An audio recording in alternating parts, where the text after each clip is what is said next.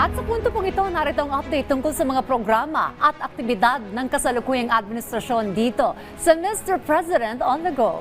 Una na po riyan, binigyang pugay ni Pangulong Ferdinand R. Marcos Jr.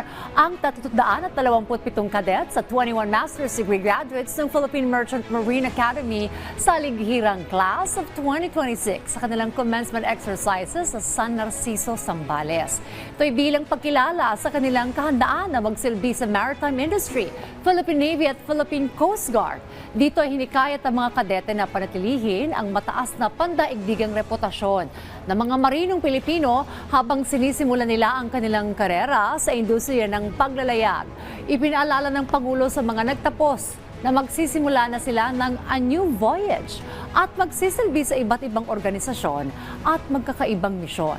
Sabi pa ng ating Pangulo, saan man sila dalhin ang kanilang paglalakbay, panatilihin ng mga ito ang ipinagmamalaking reputasyon ng mga Pilipinong mandaragat. Sa kanyang talumpati na may temang sagisag ng liwanag, haligi ng huwaran, binalikan ni Pangulong Marcos Jr. ang mahigit 2 siglong kasaysayan ng akademya.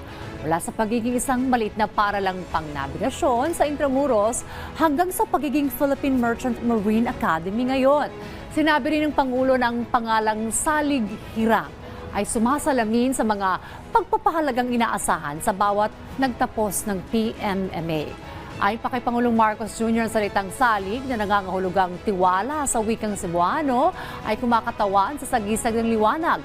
Isang gabay na tila parola na umaakay sa mga barko tungo sa ligtas na daungan. Ang hira na nangangahulugan namang pinili o itinadhana ay sumisimbolo sa haliging huwaran o pagiging mabuting halimbawa para sa mga susunod na henerasyon ng mga kadete. Atin po muna ang ating update ngayong umaga, abangan muli ang susunod nating tatalakayin tungkol sa mga aktibidad at programa ng kasalukuyang administrasyon dito sa Mr. President on the Go.